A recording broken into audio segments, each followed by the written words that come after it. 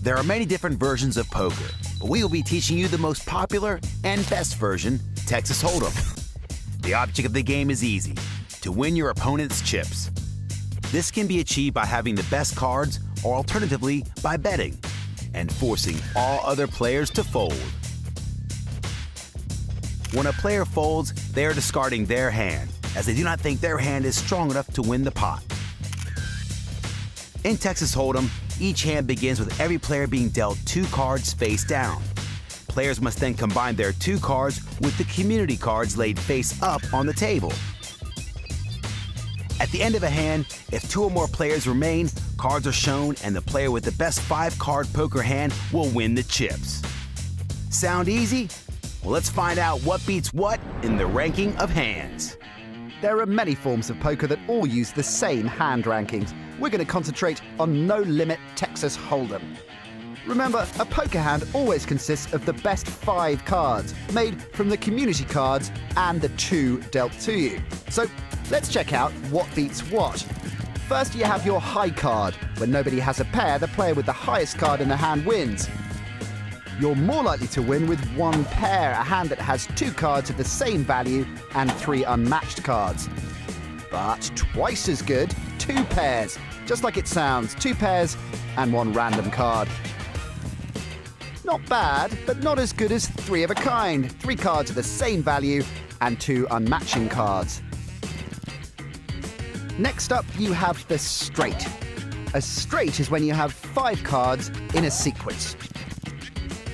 Better still, it's the flush, when all 5 cards are of the same suit, but not in sequence. Now we're getting good. A full house is when you combine 3 of a kind and a pair, which is rare, but not as rare as 4 of a kind. A hand that contains 4 cards of the same value and 1 random card. Lovely, but beaten by a straight flush. A hand that contains 5 cards of the same suit and in sequence. Bettered only by the royal flush, the best hand possible. 5 cards of the same suit in sequence from the 10 to the ace. Nice. So there you have it. Don't forget them, write them down, whatever it takes. Just remember them, as it's pointless to play poker without knowing them.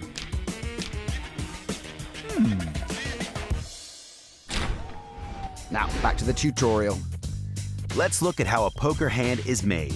As we explained, each player must combine their 2 cards with the community cards. Here your cards are King, Jack, and the community cards are Ace, King, 3, 5, and Jack. So what poker hand do you have here? The answer is 2 pairs, Kings and Jacks. But hang on, every Texas Hold'em poker hand consists of 5 cards. Well, in this case, the Ace makes the 5th card, as it is the highest unpaired card.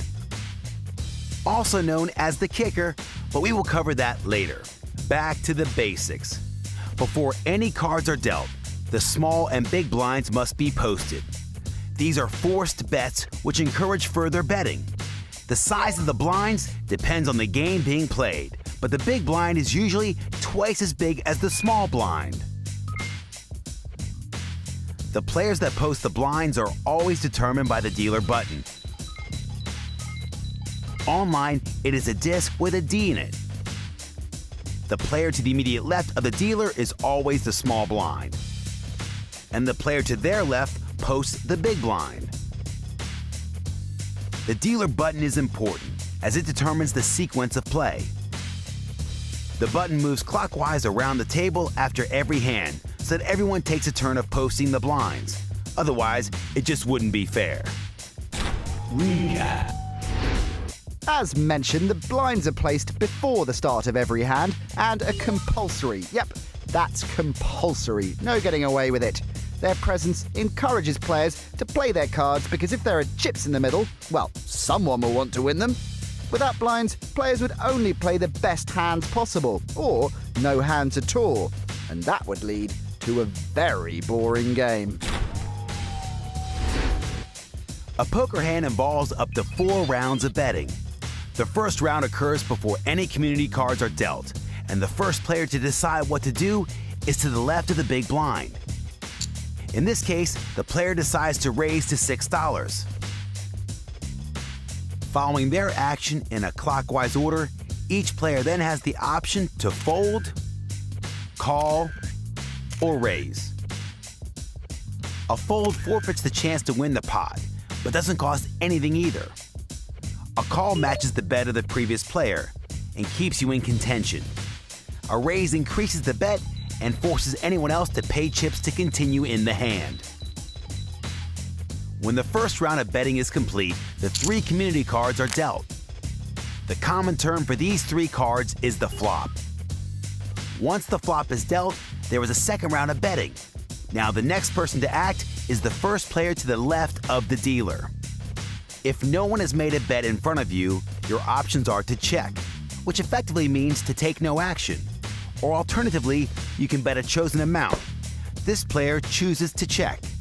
His opponent could also check, but decides to make a bet, forcing the player who originally checked to at least match his opponent's bet in order to continue in the hand. He decides to call. Once this round of betting is complete, a 4th community card gets dealt. This is known as the turn card. Then there is another round of betting. Finally, a 5th community card is dealt, known as the river card, and there is a final round of betting. This time, both remaining players decide to check. Once the final round of betting is complete, the player holding the best hand takes the pot. In this hand, the player holding King 2 wins the pot. Let's remind ourselves why. He has made 2 pairs, kings and 2s. This is a superior hand to his opponent, who has 1 pair, jacks. As we have learned, 2 pairs beats 1 pair. I think that makes logical sense.